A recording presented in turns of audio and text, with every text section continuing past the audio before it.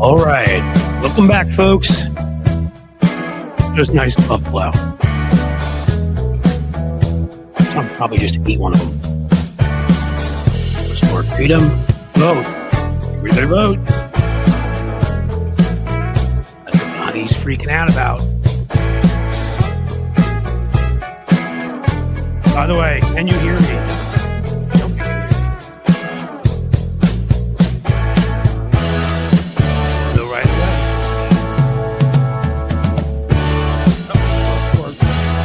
Get to Jim, and he can hear me. He can hear me, good girl.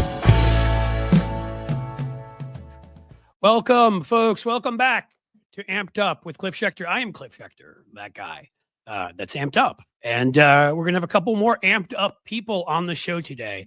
The always popular and always intellectual poem writing now, David Schecter, who, if you haven't read his version of The Raven based on Donald Trump's rule at our Substack, you're really missing out on something, because it's freaking brilliant is what it is. When I grew up, I want to be David Schecter.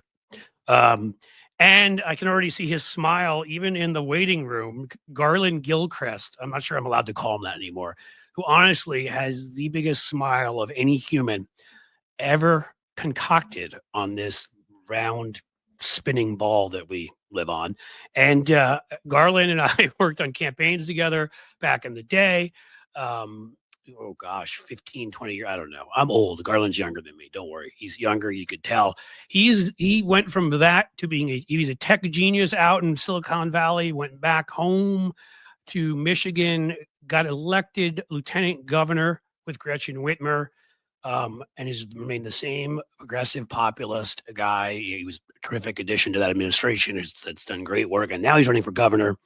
And I'm going to invite David Schecter in, and I'm going to invite Garland Gilchrist. I'm sorry, Lieutenant Governor Garland Gilchrist in. Hey, go blue. Yes, go David. blue, Let's Garland. go. I see where this conversation is going. That's right. See? Garland, right. I didn't remember. Did you go to Michigan too? You sure did. I absolutely went to the greatest university in the history of the world. I got 2 engineering degrees from there.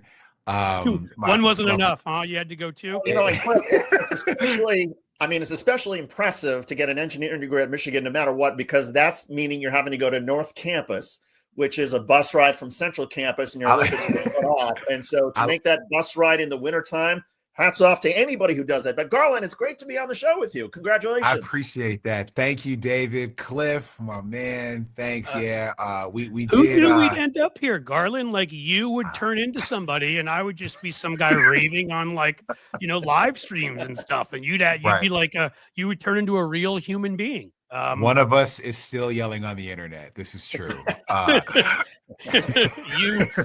You were always you were meant for great things, and I do say that without I'm not being facetious. Like, you were always brilliant with the tech stuff, but you're good with the marketing. You knew what we were doing. We worked back in the day, David, at Brave New Films, Robert Greenwald's outfit. Yep. And that was a time when we needed to have whole crews in 50 people to put together like a political video that was like 3 minutes. The internet changed that a little bit. Oh my gosh. But Garland went on, and obviously we see where he's up, and he's running for governor. And I don't care. I'm already endorsing him.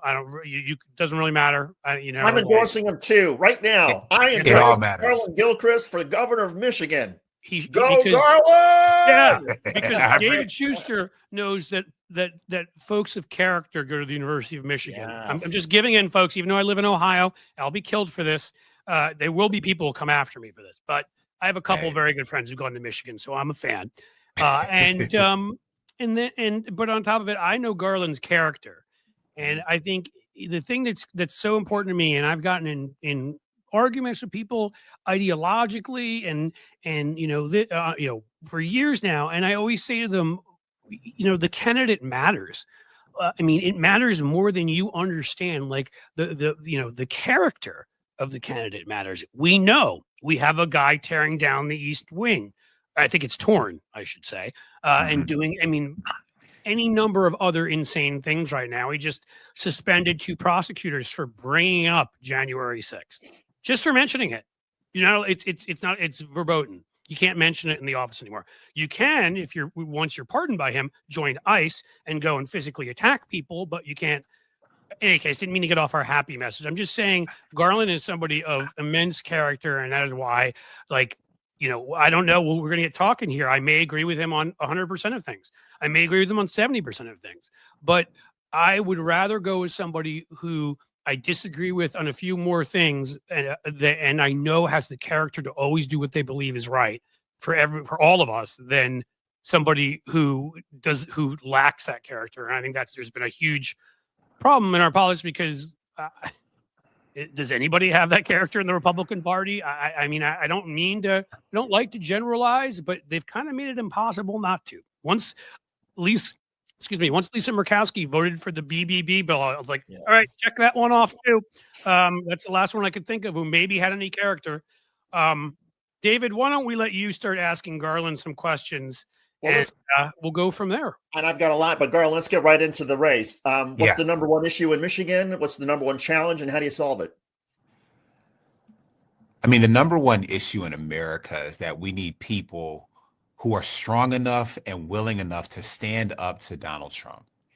Look, Michigan, we've made tremendous progress in these last several years. Me and Governor Gretchen Whitmer have done a lot of important things. Look, I'm responsible for putting 40,000 new housing units online, even though still we have 100,000+ that we need to build. And why do I bring that up first? Because when I go to all 83 counties in my state across both peninsulas, the thing that comes up in every single conversation is the lack of affordable and available housing. No matter if I'm in a super wealthy place or in a super rural place or in a super urban place, like people need more access to homes they can afford to rent or afford to buy. And people not being able to do that creates a level of desperation at a time when prices are high on everything else. And only bad outcomes come out of everybody being desperate. Number one thing is we got to stand up to this president who is attacking the progress that we have made. But we've made progress on expanding access to healthcare and mental health services. We've made progress in terms of funding our education system at the highest level it's ever been funded in the history of the state of Michigan. We've made progress, like I said, on building housing units, on raising wages and things like that.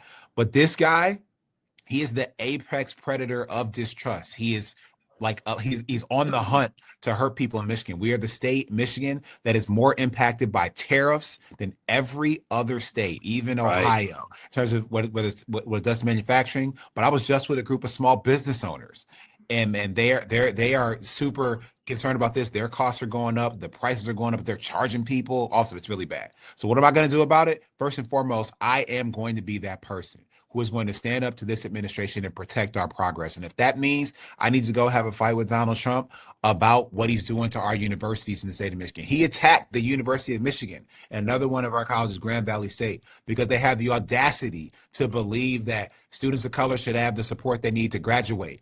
Like, this is the guy who's attacked institutions, attacked people in the state of Michigan, and I won't stand for it. So I'm going to stand up to that.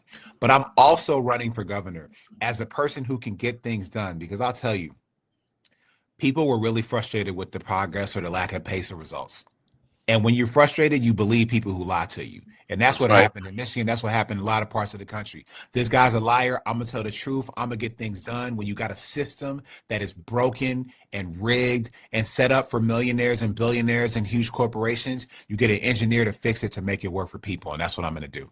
And one of the truths that Donald Trump, I guess, just sort of blurted out, and it is a truth, is that they are cutting off SNAP benefits, Supplemental Nutrition Assistance Program benefits, as of the 1st of November because the government shut down. That's 42 million Americans.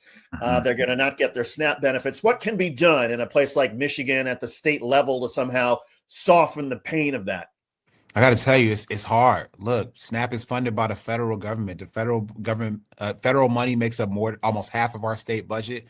We ain't got enough money to backfill all the stuff that they're breaking with this government shutdown that they're holding, to be clear, so that they can jack people's healthcare price up or costs up later on this year or early in the next year. So we are trying to work to see, what we can do kind of around the edges for the most vulnerable people, pregnant women, seniors, and children. I'm working with those food banks that do have resources, calling on the private sector to step up. I mean, they've been hoarding money, not paying taxes. They might as well help feed people, to make sure people can step up and step in. But what needs needs to happen. This is Congress's responsibility. This is Congress's job. All those Republicans in Congress in Michigan who have supported this president lock, stock, and barrel, who they need to step up and make sure we can get these benefits supported and frankly get the federal government open. That's personal to me. My dad is retired from the Department of Defense. He worked there for 33 years, which means during my the Department of War? I don't even I'm know sorry, I couldn't help right? myself. The most, I mean, again, but ludicrous. I remember, but like my dad got furloughed multiple times when I was a kid. We're coming up on the second payless payday. Like payless paydays are like the best illustration of Trump's America, and that's what we got to push back on. Well, I'll ask a more serious one in a question in a second, but I have to ask you this. Do you think you could solve the problems if you would have a 99% marginal tax rate on Michiganders whose last name starts with D and ends with S? Do you think that would work? No, you can't solve that. You can't do that? Okay, anybody out there? I'm talking about, of course, the DeVosses who have gone well beyond Michigan to pollute the rest of our country. I'm not sure if Betsy DeVos or Linda McMahon, that's quite a comparison for who was the worst Secretary of Education. Was it the Amway scammer or was it the WWE bread and circuses person? I don't know. On a more serious note, let me no, hold on. I gotta tell. Oh, go for it. So the DeVos family, they have already committed to spend $5 million in support of John James becoming the governor of Michigan. John James, the absentee congressperson from Michigan's 10th district, a person who has, again, voted every single time to support this Trump agenda that is hurting people. He voted to gut Medicaid this summer. 182,000 people in that district get their health care through Medicaid. I held a town hall on those Medicaid cuts in the district. I marched with union workers in the district in Warren, Michigan, at his office where he was not, because they couldn't find him. Like this is a person that can't be supported. But Betsy DeVos, the DeVos family, they put $5 million. This is what we are up against in terms of these super mega MAGA rich people and their huge corporations looking to protect their interests, not promote ours. That's what we got to fight back against. I mean, that's the thing, and that's what you're so good. I can ask you any kind of crazy question, and you can turn it into a perfect and brilliant answer. I mean, that was exactly right, and everything you've been talking about so far, says to me, from fighting Trump and not sort of pretending that we're still in an era where you write sort of, I mean, to me at this point, writing strenuous or whatever you want to call it, letters to Trump is like thoughts and prayers. It's that much of a joke. It does nothing, and you're somebody who's talking about standing up to him. But also, again, anyone who doesn't understand, it's the billionaires against all of us. It's not even, they're extracting from all of us, and they are trying to essentially. The way I put it is they're taking over our democracy and taking our rights away and taking over our economy and basically taking our money out of the bank. And that is a fight you're going to have. Of course, they support John James because he looks like is he a real human? He looks like they created him in a factory. You're like, look, we need a black Republican. Let's give him a really cool alliterative name like John James. It doesn't even sound real. And he just says whatever the damn party. I'm not going to get you in trouble here, Garland. Don't worry. I'm being a whatever. But do you have, so right now when you're talking about your elected governor, okay, in terms of tax fairness in Michigan, which is one place to start, I don't know how much power you have when it comes to taking on monopolies. I have to believe that most of that comes from the federal government, but something you can do is take on some of the billionaires in terms of their tax rates and what at least on the state level, what they can write off and get away with. Mm-hmm. Do you have ideas along those lines? Are there things that can be done that haven't been done yet? Yeah, this is going to be a really exciting election year in 2026 for a whole host of reasons in Michigan. And one of them is that we actually have ballot initiatives that are gathering signatures right now that would do things like end the corporate participation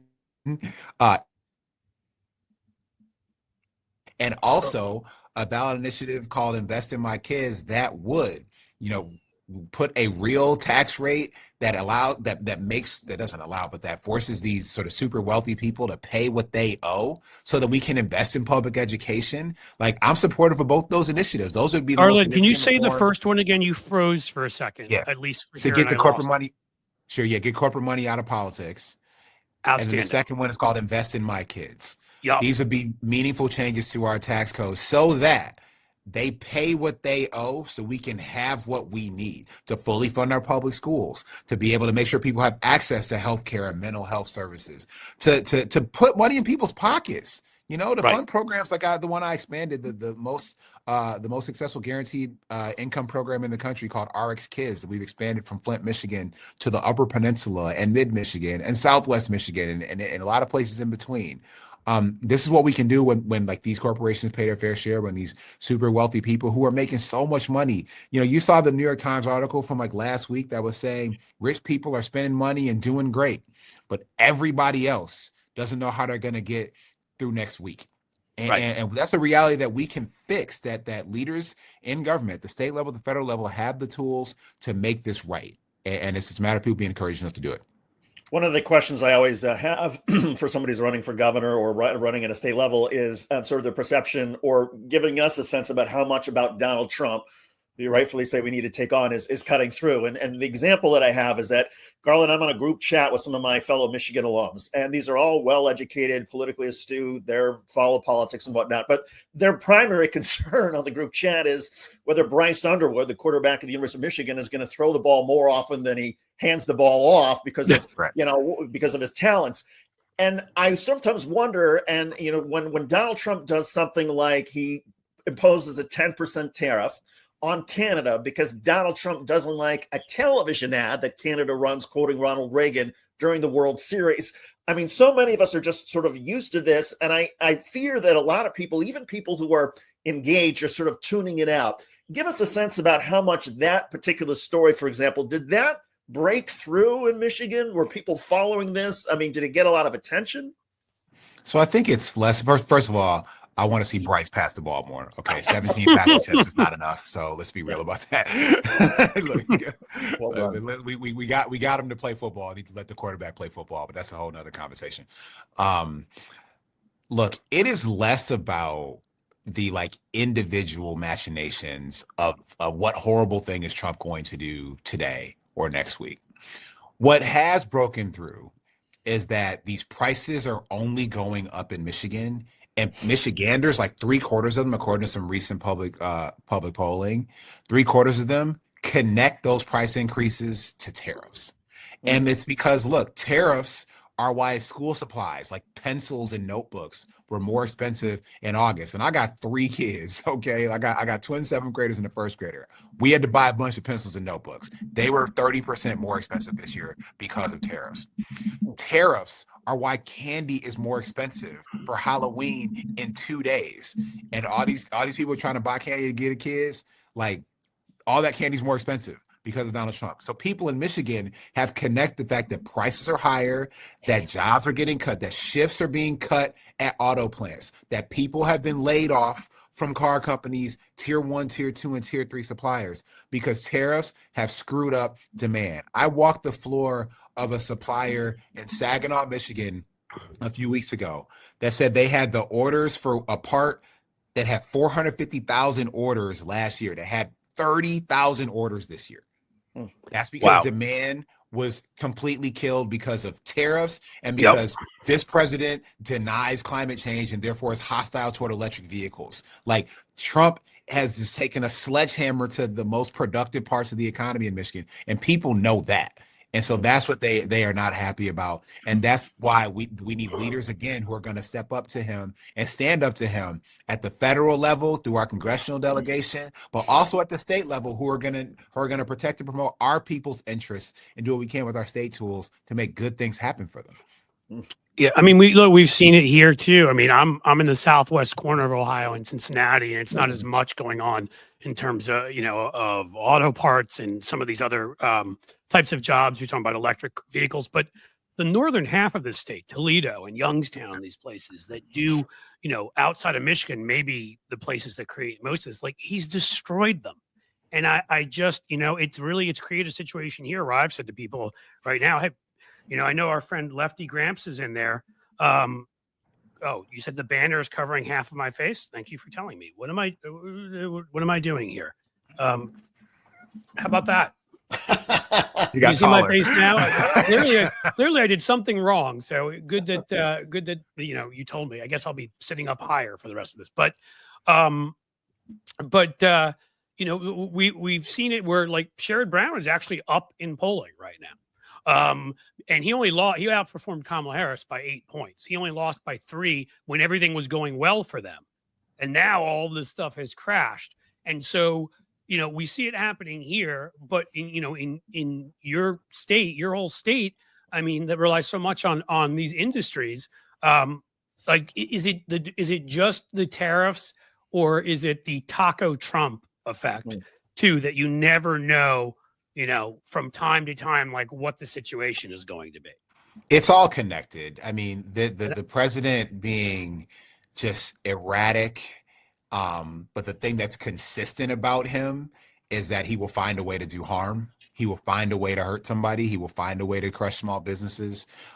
That's, I think, what is taking its toll in the most serious at the most serious level. And so, what people in Michigan want is just somebody they can trust. I think trust is going to be one of the most important currencies in this election. Like, again, we have the person who is just like the Tyrannosaurus Rex of liars is the person who's in the White House right now. And so we got to combat that, not with people who can be better or smoother liars, but with people who can tell the truth and actually get things accomplished. And that's why I'm running, to be that person and say, you know what, I don't bring your sort of typical like kind of politician lawyer mindset to this stuff. I'm an engineer. I'm a problem solver. Like, I'm about fixing the problem, making things happen, delivering a solution, bringing it to people. And that's what I'm going to do. And that's what I think people are hungry for. They're hungry for results. They're hungry for action. They're hungry for leadership. They're hungry for integrity.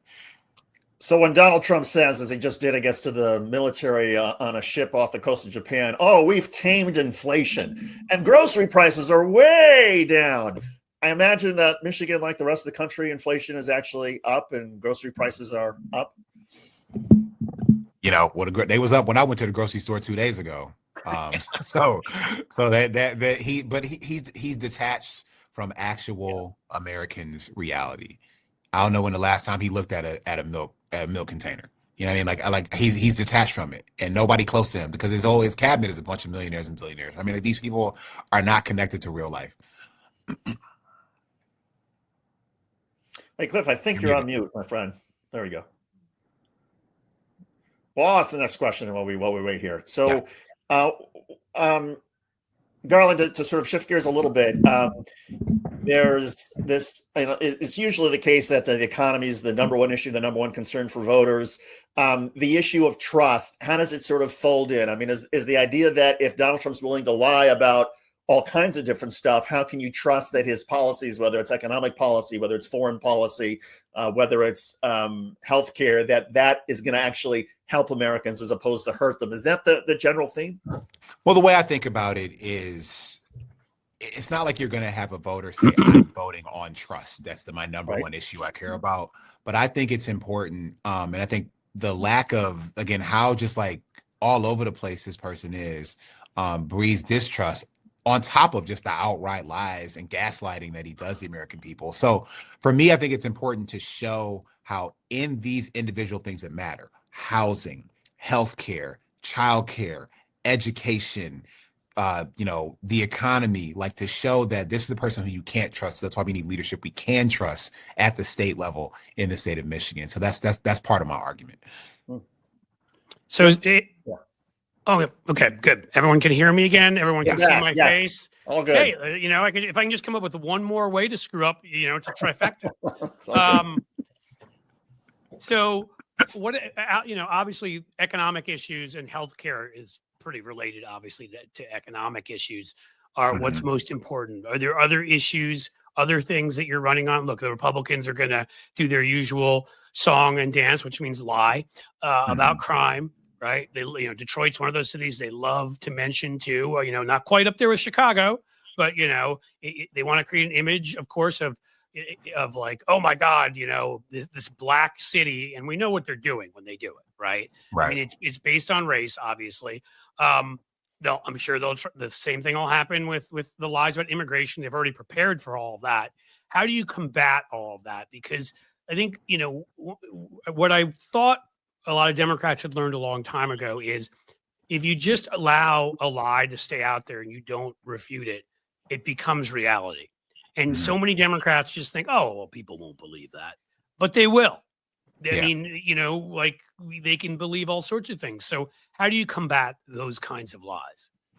First and foremost, we can't be afraid to talk about things that are front of mind for people. So when I go to Northern Michigan, I'm in open forums. I answer a question about anything. And so if someone wants to talk about immigration, I'll talk about the fact that, of course, we need to make sure that people are safe in our communities, are welcome in our communities, that we have rules that make sense and a process that people can follow. And we want to actually make that a reality in America. And the truth is, Trump has no interest in that. He's only interested in attacking people and using American troops to attack not just immigrants, but American citizens. And that is ridiculous. And that is un-American. And so that is what we cannot accept.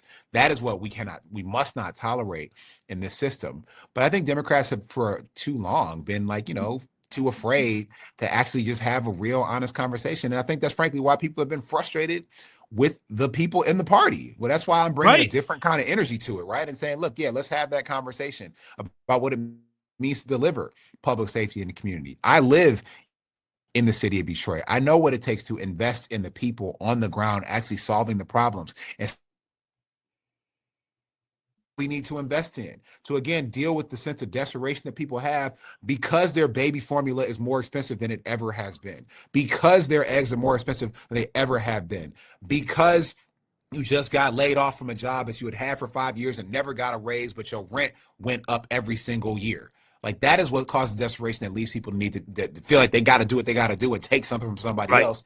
We need to create instead an economy that works for people and says that because you are doing what you know is right and feel is best, that you can be actually able to afford to put food on the table. That is what we have to confront. And that's why one of the things I'm running on is ending poverty wages in Michigan.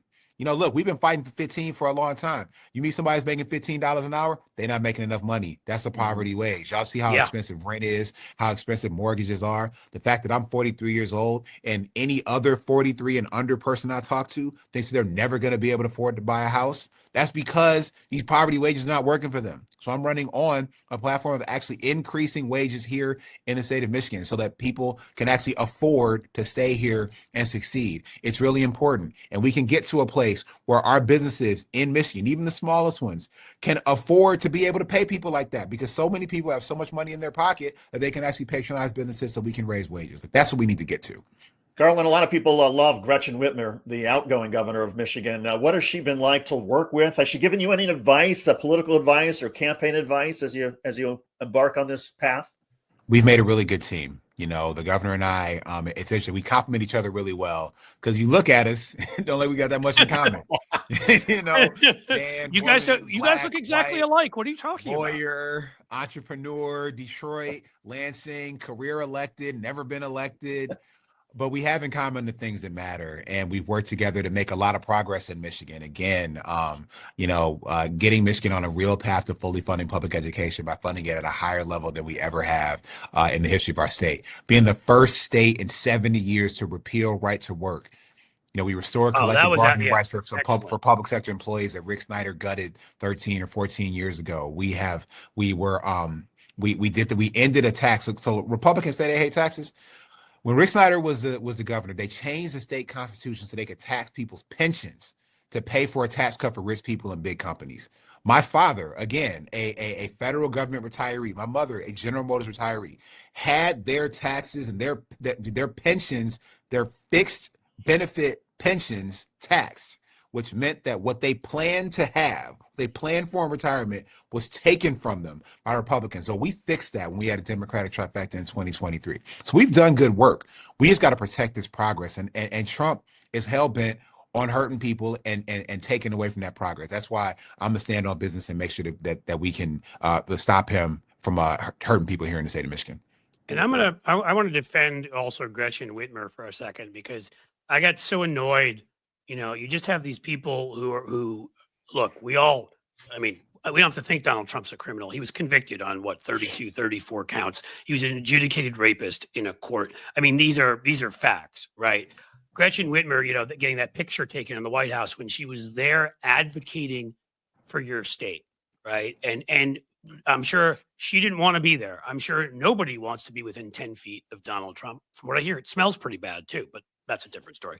And so the fact of the matter is that she was there fighting for the state of Michigan. So, it leads to a good question for you. You're going to fight Donald Trump, from what you're saying. I believe that, knowing you. But, if you're stuck in a situation where you have to meet with him and it's going to benefit your state, are you good meeting with him? Look, I got one job as a governor of Michigan. That's to protect and defend the interests of my people and my state. I will do that. Sometimes as a conversation, sometimes as a confrontation, and I will do whatever I need to do. But when we're going to have a conversation about how people are being harmed in Michigan, I'm going to have that conversation with whoever I need to have it with. I'll have that conversation with Donald Trump in Washington. I'll have that conversation with him in Michigan or anywhere in between if I can protect and defend the interests of my people and my state. Garland, you're for Cliff and I, who are old fogies, you're younger, right? You're in your 40s, 43, I think you said. And 43. I'm a decade older than you, Garland. And there's some similarities. I have a 7th grader and I have a 3rd grader. So you got a couple of 7th graders and a 1st grader. How do you manage the work-life balance? Speaking as a dad, you got a great job. You're involved in politics that takes you all over the state. I imagine a lot of nights where you got to be away from home. How do you manage all of that and sort of stay balanced? I have to say thank you to my wife at least 100 times a day. I bet. For real though, it's we live in the city of Detroit. My kids go to Detroit public schools. We haven't robbed them of their childhood. So they have activities, sports and Girl Scouts and school stuff and everything like that. So, my wife, can I ask you quickly, as you're answering, do you have security concerns when it comes to these kinds of things? Well, there was a credible bomb threat on my home on September 11th this year that named my wife and children specifically in it, which was really disgusting and problematic. And I appreciate the Detroit Police Department, the Wayne County Sheriff's Office, and Michigan State Police for clearing that. And so we were unharmed in that. But it was terrible to have to explain that to my 12-year-olds. It was 2 weeks before their 12th birthday. I had to explain that to them. And they're old enough to have questions that don't have good answers. You got a 7th grader in your house. They ask good questions that have bad answers. So that was really having to parent through that was what was hard about it. But look, I don't have a security detail. So I do think about my family's safety as any parent would, as any father would. But what my wife and I, we figure it out like parents do. Families figure it out. And, I am, sometimes my kids are the last ones to get picked up for soccer practice or dance class. Okay. That happens. Right. Because I got caught in traffic on the freeway, but I've been there. And I'm not lieutenant governor. So we try to make it work, but it takes a lot of effort. We are tired when we fall asleep at night. But I also know that, I get a lot of energy from, how many conversations I can have with Michiganders in a given day. And the fact that I get to go all over the biggest state east of the Mississippi River and talk to people every day about what's important to them and how I can be helpful and useful to them, that's really fulfilling. Can you guys keep doing some nice work in St. Joe on the beaches there? Because I really love going up in the summer with my family. My kids love the town. It's beautiful. Lake Michigan's a little cold when you go in, which is nice. It wakes you up. Actually, we love it there. Nothing corrupt. Like, I'm not going to offer you anything. Can you just maybe lay a little extra sand down there for my family, or is that good? I got to be real with you because I'm the serious one in this conversation. We have tried to do a lot. Shoreline erosion is a real thing in Lake Michigan. And I told you he will have a great answer to anything. Even I'm just trying to have fun. Listen, man, I'm glad you answered these seriously, but I'm trying to show people also your personality and your smile, because you've got great answers, but you also are fun and really a good guy. So I do my best to see if I can bring, also get that mixture with your brilliant answers. And while we're talking about your kids, Garland, because I got to ask, because the conversations I have with my seventh grader are remarkable, even about politics. What do your seventh graders think about you running for governor and the state of politics and the state of the world, the state of Michigan? So it's actually interesting. My son and my twins share my birthday too, which is kind of cool. Oh, and wow. so what's been really funny to me is when I'll hear from like whether it's one of the teachers or like another kid at the school who will say like, yeah, Garland told me you're the lieutenant governor. like my dad's lieutenant governor. So I think they're proud. I think but like while they're proud of it, they also are They're just not. like, Give me their number. I'll call them, tell them they should be proud. sure, I appreciate that. But what's also real though is like, yeah, they would prefer that I was at all the soccer games. Of course. They would prefer that I was home to eat dinner every night.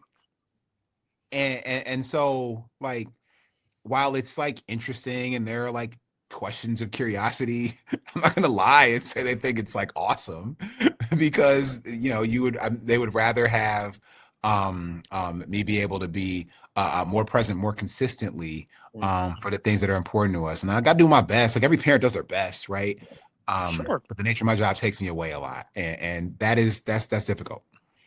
Garland, I say this as I've got a 19-year-old and a 16-year-old, and they just turned 19 and 16, so they're barely there. But as somebody who, initially, especially with the choice we made as a family, my wife is from, Cincinnati, that to move away from New York and DC and out here and raise our kids here, there was a huge challenge because, 15 years ago or so when this happened, like there was no, it wasn't acceptable to work remote. Like I kept my DC number. I knew that what most people don't know on the East Coast, which is they have no idea where Cincinnati is. Or like, where is that? Is that in Colorado or Louisiana or whatever? And I knew that it was an hour flight, just like from New York, like a shuttle flight to DC. So I knew I could fly to DC at 6 a.m. in the morning, which I would do, spend all day there, go to meetings. I could hop on a flight at 4 or 5 on the way back and be back for dinner. But there are times when I couldn't, right? And there, especially when we were working together after that, I did a lot of work with Michael Bloomberg's group, Every Town for Gun Safety, was really involved. And that was a lot of hours and worked on some, all the issues you could imagine, from abortion rights to the environment and others. And, sometimes there just were times where I had to be on the East Coast. We weren't doing Zooms in 2013, right? I honestly think I can say this with my kids being a little bit older, like your kids will understand if you made every attempt to be there and you just couldn't because you were doing something, there will be an age where they'll understand how important it was what you were doing. I'm sure you probably know that, but it's worth hearing that, like, you're not just like, hey, guys, it'd be cool to hang with you, but I think I'm going to go have some Old E over there in the bar, and I'll meet up with you. I'll meet up with you later. Have fun. Old E, right? That's Old English. That's the. I drank too much of that in college, and probably still have some brain damage. So let's move on. But I mean, in all seriousness, like you do what you've got to do on that front, and you're there as often as you can be there.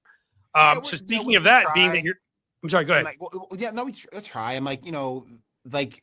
There's stuff that they want to come to. You try to include them in stuff when we can. It's hard like during the school year and during the week, but like, this past summer, like they were coming to stuff with me, That's great. And it was great. And so I think there will be a version of that as they get, curious about particular things. Like I'm excited to have them be part of it. All right. So I'll ask you the question, and I'll say right away, because I'm not hiding anything here. I'm biased towards you. I've already endorsed you. You're my man. But with that said, you have two opponents, at least that I know of. You got Jocelyn Benson, who is the Secretary of State, who's running. You also have, because somebody just pitched me to have this person on my show. Let's see. Let's see. Who is it? Chris Swanson. I'm not sure I even know who that is, but that may be my fault. And then isn't the Detroit mayor like running as an independent because he's a schmuck and wants to I'm sorry. Why would you run as an independent right now in the situation we're in, where we have real fascists trying to do things? You can answer any of that however you like. Like, are you going to be talking about your opponents? You just running your own campaign and just sort of leaving them over there? Do you have critiques of them? Or how about this? Are there differences that make you unique that they do not have? Yeah, I mean the truth is, like, what am I gonna do? Like, all of the above, because I think it's what that requires for me to become the next governor of the state of Michigan. Look, in the Democratic primary, you did mention my two opponents. You know, I am the candidate in this race, not just in the Democratic primary, but frankly for governor. Period. The person who has created value for Michiganders on the things that actually matter. Housing, I've spearheaded 40,000 new housing units online and restarted the state's housing trust fund and put in place a program where we actually got a chance to work with the Federal Reserve Bank of Indianapolis.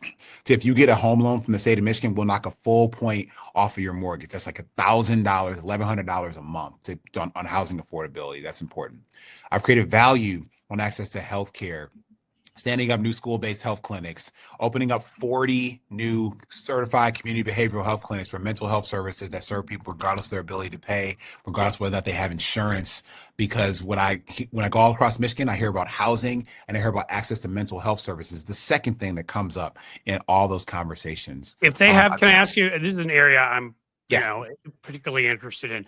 So if folks have, because I think we have, we have betrayed sort of betrayed's not the right word, but we have so underfunded mental health services. We know this is such a serious issue. We pretend it doesn't exist. We pretend that there aren't, a huge number of Americans that actually deal with these issues every day, and they still are working. They're doing, but they can use the help. So, is this just something that's free for everyone, or let's say you do have the money to pay? Do you charge a certain amount?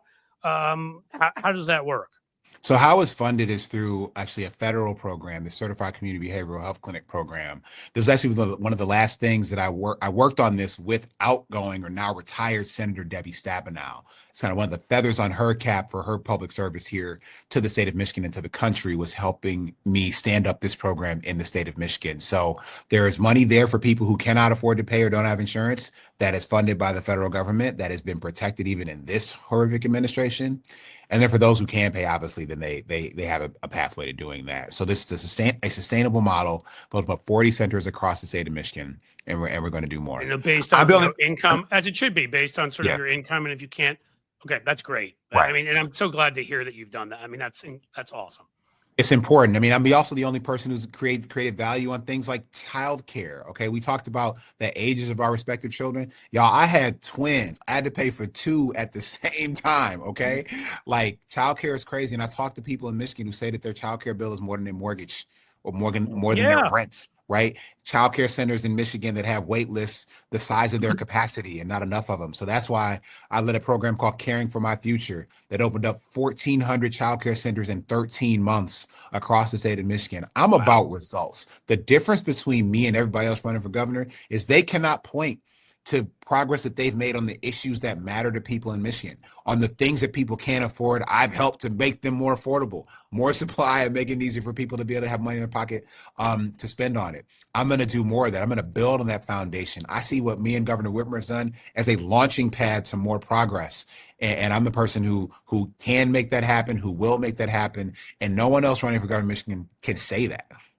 Garland, let me ask one thing quickly, David, if you don't mind. Are other of the last I'll ask on your opponents, are any of them, how shall we say, do they have any independent expenditures from rather wealthy folk, people that look like Elon Musk traipsing around on his yacht, shirtless, which shouldn't be allowed. By the way, if you can pass a law banning that would be awesome. I got you to laugh. There we go. No, but I mean, are there, I'm sorry. So when it comes to okay, I'm going to kick it over to David. Go ahead. Well, I mean, I'll follow I'm going to start laughing. Question. I mean, the funding of your opponents, is it kosher? Is it strange? What's going on with them? I mean, look, I am not a millionaire and billionaire connected politician. I'm not. That's what I was trying to get at, by the way, but I couldn't stop laughing. I have not spent my life. I have not spent my time in public service. I have not spent my time campaigning trying to find the pathway to the most millionaires. I think millionaire and billionaire connected politicians, corporate Democrats, corporate politicians, I think because they are that way and they are dependent upon those kind of resources, that's what got us the politics that we have. If millionaires and billionaires are the ones you optimize for, no wonder normal people can't afford anything. Like that, that's why how we got here. That is not me. That is not the campaign that I have run, that I have built.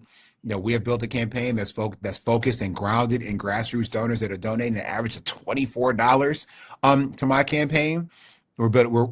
So that's what I'm focused on, and I think that is going to be a difference that you will see as you look at who's funding. How many MAGA billionaires are donating to other people running for governor of Michigan? I can tell you, they're not going to donate to me, and I'm not courting that money either, because I believe that the people who are giving me $2, $12, $25, those are people who are having struggles affording something, but they're excited about a governor who can help them be able to afford more. And so that's why I'm running to do that. Garland, when is the primary? Our primary is in August of 2026. So you wow. got time to help me build this runway. I'm excited about our path to that brings me to my next question, which is kind of silly. And because you're a friend of Cliff, I actually feel comfortable asking this question of you that I wouldn't ask of a lot of people, so forgive me. But we have a friend who ran for Congress in California, and he said one of the biggest challenges that he had physically in running is that everywhere he went, every restaurant would want him to like eat their special or eat their dessert. And in Michigan, you got a lot of good restaurants, whether it's Greektown or Zingerman's in Ann Arbor. How do you campaign and stay physically fit when everybody's always wanting you to eat stuff? It's a fantastic question. So this is where it helps that I'm 6 feet 8 inches tall. I got a lot of space to occupy with all the desserts. So that helps a lot. Can you challenge your opponents to like a dunking contest? It's a great idea. It's a great idea. We should look at that. Go into that. Go ahead. Free throw shooting, like whatever, right? Anything on the basketball court. Because you gotta be nice to people, and you gotta say, "Yeah, I'll try your sweet potato pie, or I'll try this." But at the same time, you know what though? I tell you this. So it's a gift. Look, yeah. So you got to figure out how to fit in some, a workout at 5 o'clock in the morning to to work around it, but it's a gift. Like, look, people, what I found is that I think people are excited to meet somebody running for office because they're just accustomed to, abused by these distant politicians who make decisions for somebody else that hurt them. And so when they meet somebody who's like, yeah, you actually gonna come and talk to me for real and like ask me what's important to me and not talk at me, that's somebody I want to spend time with. And when you meet, genuine, nice people, when they spend time with you, they want to break bread with you. And so, yeah, that means I'm gonna have to try your pizza. I'm gonna have to try your pie. That's a gift. I think that's awesome. And so we So do you think Detroit pizza is then better than Chicago and New York pizza? Is that what you're saying? I don't think it's a fact. People should come to the city of Detroit and get Detroit style pizza at Michigan and Trumbull, and it will change their lives. And Cliff, if you like deli food, there's no better deli than Zingerman's in Ann Arbor. And I've had this argument with my wife. It's like, oh, Second Avenue Deli in New York. I'm like, no. Zingerman's is like far and above. That is 100%. Somebody brought up of all the delis in New York, that one, because that's the one I grew up like 10 blocks from. So the Second Avenue Deli is the one that I grew up going to. But I would tell you, haven't been to Koch's, you can't judge all delis until you go to Koch's. There's a restaurant named Crotches? Not Crotch. Koch. Oh, Koch. Oh, sorry. Crotch is that may be a different kind of establishment. And if you went there, David, I don't judge. Okay, but Koch's was different. I'm sorry. I believe I have the Speaker of the House on line one. I take this any further, I'm going to ruin Garland's career. So I'm going to stop now. So you're hitting every county. You said earlier you're going to go to every single county. And I mean, obviously, like huge diversity in your state. And when I say diversity, I'm not just talking about race. I'm talking about certainly, when you talking about sort of the geography of the state. Do you have the same basic sort of, speech, same basic talk that you give everywhere? I mean, obviously you add some local issues in that would be dumb not to, but like, your message, you're walking in, I don't care. You're walking into Detroit, you're walking into a place in the UP, you're walking into, what's your basic message? If you're looking people in the face, what are you telling them? Let me first let you know that I'm not just going to the counties because I'm campaigning. I've been to all 83 counties of Michigan 3 or more times during my service. Nobody has put in the work on the road to go see people in Michigan where they are more than me in the last at least 50 years. So I've gotten to know communities in every single corner of this state. And I'll give you an example. A couple of weeks ago, I was up in northern Michigan. Here's the thing the Michiganders do. I was up here. It's Alcona County, Michigan, just north of Alpena, Michigan, in a town called Greenbush, Michigan. And I had an event at 7:30 a.m. on a Friday. And 50 people came to have breakfast with me at a diner, which was excellent, at 7:30 a.m. on a Friday. And let me tell you what I talked with them about the fact that this system that is squeezing your retirement funds, that is squeezing the cost of housing and rent in this community, that system is rigged and has been broken by these huge corporations, these super wealthy people that don't pay what they owe so we can't have what we need. Your children and grandchildren who go to a public school, those kids' school is still not yet fully funded. And they need more. And the reason we don't have all that money today is because they have not paid the taxes that they should owe. That message has resonated across the state of Michigan. I'm consistent when I show up. People can trust that. And that's important. So I think what people are coming and responding to this campaign in the way that they are at the people level, at the grassroots level, is because they know that they're going to get someone who's going to fight for them, that they can trust, and who can get things done, who can point to progress and then show where we need to go. So you don't just think, trickle down economics works. Like if you cut the DeVos's taxes, they would end up making the state more prosperous. Is that what you're saying? I'm saying that my glasses work, and I've seen what's happened with that policy, and it hasn't, my friend. Well said. Hey, Garland, where can people find you? What's the website? How do people help your campaign over the next 10 months or 12 months? And I'm going to say, can I say something quickly? Like, if you just heard this entire presentation, and you don't want to give Garland Gilchrist a contribution, I'm not insulting anybody. I'll just say I don't understand you, just because. We here here on Wednesdays, we're on Substack on Thursdays, other get-togethers. We talk about this all the time. We want people that will fight Donald Trump. We want people that will diagnose the problem as it exists, which is billionaires, monopolies, others taking everything for themselves, including our democracy, our democratic rights, and our ability to make a living. And this man understands this and talks about this all the time. This is his message, and this is the message we've been hoping, and I won't name names, would come from certain leaders in Washington. It has come from certain members of Congress, but so all I know is he said the average is $24 that comes in. I bet a lot of you can give $24 and make sure that the governor of Michigan is somebody that we can all, we're going to all look up to him because he's 6'8" for F's sake. But, we need to get a picture of me next to you. You're like a foot taller than me, dude. Yeah, I'm going to make sure spike my hair up a lot so I get an extra inch out of it. But seriously, you know what? So let me say, first of all, support this guy. He's as good as it gets. I said that about my friend Greg Landsman when we had him on here as a congressman. There's only a couple folks, in politics that I really consider friends on a personal level. And it's because they are the same, as I always say about the people we try to have on this show, they're the same people off camera as they are on camera. Like they are the same. Let me, so donate to this man, but let me, and you've got it right there. GarlandGilchrist.com. GarlandGilchrist.com. You can follow me on TikTok, Garland Gilchrist MI. Follow me on Instagram, Garland II. That's where you'll see sort of the latest and greatest about what we're talking about and why and who we're including. But please contribute to this campaign. This campaign will send a statement. Look, every conversation that we're having about elections and primaries right now is about the future of this country and the future of the Democratic Party. And this campaign, this primary for governor here in the state of Michigan, in a state that matters and that is of national significance in terms of what happens in Congress, what happens in the Senate, what happens in the presidency. All eyes will be on my state here in the state of Michigan.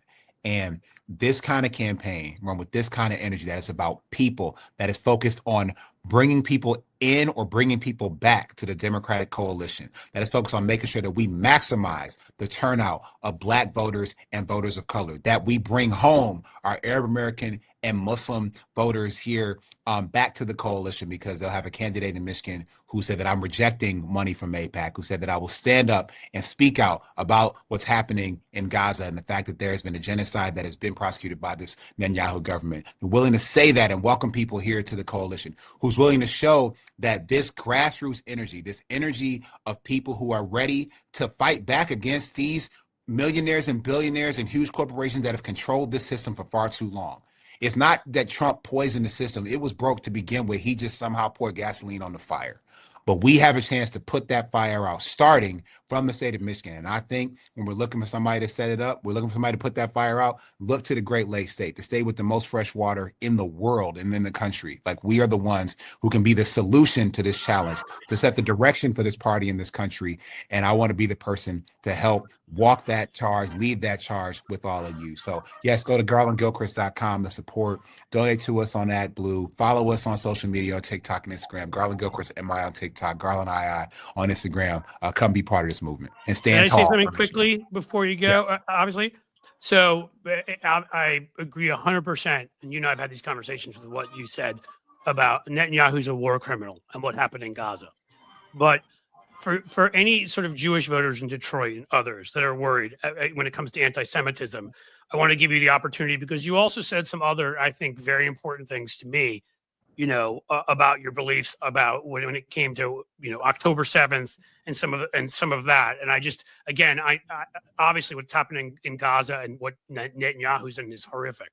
But I wanted to give you that chance because I want Jewish voters to understand, as I am Jewish, that they can feel very comfortable that that you support all of us. How about I say that? Absolutely. What Hamas did on October 7th was horrific. And I will stand up to and against all forms of hate in the state of Michigan: anti-Semitism, racism, xenophobia, Islamophobia, and all the other kinds of hatred that lead to not only violence, but intimidation and discrimination in the state of Michigan. I will stand tall against that harder than anybody else will, because I know what it feels like to be discriminated against, to be harassed because of what I look like and where I'm from. I understand that in my bones, and I won't accept that for anybody in Michigan, whether you are a person of the Jewish faith or any other faith or have no faith at all. Like, my job will be to protect and defend you as the governor of Michigan, and that is what I'll do. Well, Garland, you've got my support. You've got Cliff's. And one more thing before you go. Sing along, Garland. Here we go.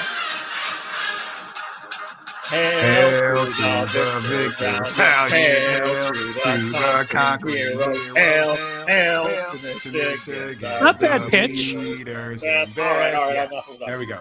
Now, the only other thing I'll say is only fight song y'all recognize. There we go. You know what? I like you so much that even if you had gone to Michigan State, I would still be supporting you as governor and your campaign. You're such a great guy, but we are so proud of what you've done, both in your career, your degree, as a family man, as lieutenant governor. We wish you only the best. And I have a feeling Cliff and I are going to be out there joining you, maybe in Greektown or maybe at Zingerman sometime. I would love to do come. Some events.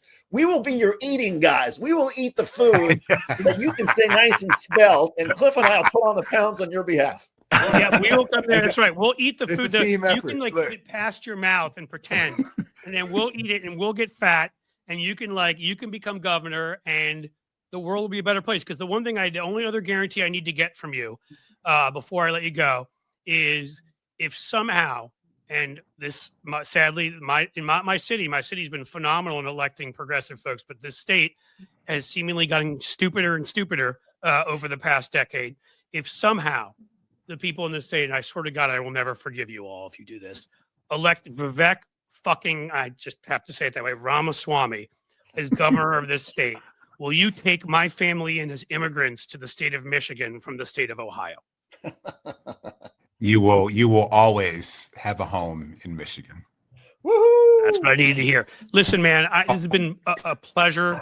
And thanks for putting up with this, Garland. Yeah, thank you. Sort of We not try like to make it most fun. interviews, We but joke. appreciate Hey, your- thanks for having your me, y'all. indulging. You're fantastic, man. Absolutely. Let's. No, this is great, I'll y'all. be in touch with your folks, but let's try to get you back on sometime, assuming that you're willing to put up with us again, in the near future, and we can let people know. Donate to this man. And for his next interview, Garland's going to join us in singing the alma mater. I'm telling you, Cliff. We're going to do that. Okay. I'll get him to work on it. Go Blue Garland. Go get him for Hey, us. Have a great Thanks, y'all. campaign. We'll This is talk to you great. I soon, Garland. appreciate y'all. Thanks you. Thank You're you. fantastic. Take care, buddy. All right. What a show, Cliff. I That's mean, awesome. he is just He's like, such a great guy. Oh my God. you He's so know, talented. he's fantastic. He's a terrific person. He's genuine. He's everything. And he was back then, and it kind of knew that if he ran for office, the sky was the limit. I mean, I think he could be president someday. I really do. I'm with you. So thank you, David, for being here. We got a Michigander again for you. That's always a good thing. That's always good. What happened with me, my camera, like somebody came in, I guess the people that clean the office came in and knocked it into a different position. So I tried to fix it today, and obviously it had me set up so I was below the thing. They must have, I don't know if they knocked it forwards, that means, or It they happened. would have knocked All right. it You forwards. still look good, Cliff. Well, I just want, I mean, I'm not ice, so I want people to be able to see like below here. You know what I'm saying? Like the whole, I'm not pulling an ice thing. I want you to see my face. So I brought over my chair that I use for when we go on the thing on Substack tomorrow, because that has weird windows, and you have to be higher up. It's a thing, folks. But that's it. Thank you everybody for being here. I saw that. I think it has to be said that just wow, Marie. I'm not sure what to even say about that. Thank you, That is Marie. incredible. I'll ask folks, I'm not going to do a song and dance. I'll ask you to remember, if you enjoyed this conversation with Garland, please think about super chats and super stickers. They don't have to be $249, or if that's what that is, or is that That's $249. Marie. different form of currency? Or you could, $1.99, 99 cents, anything to support. We appreciate. I want to also point out that Sheldon Hughes, of course, who's always here for us, gifted another membership to our YouTube. Thank you, Sheldon. And anyone else who can, please support us. Oh, it's $24.83 in US dollars. Oh, so was that? Okay, so there you go. You know what? $24.83. Is that Norwegian? Is that what was it? Somebody said they were Norwegian in there. I don't know what it was. In any case, anything. That's the point. 99-cent super stickers. It all goes to supporting people. Also support Garland. And we have anything else to say, David? No. Go do your kid thing. I'm going to go do the bus. I got a kid playing in a semifinals or something. Thank you, Lefty Gramps, with $5. Thank you. I've got a kid playing in, we're now past it. We're like the district finals or something in his soccer tournament. So we got to go. You guys are outstanding. Thank you for being here. And I will repeat as I do, as the sun sets slowly in the west, my friends, both David and I bid you a fond farewell.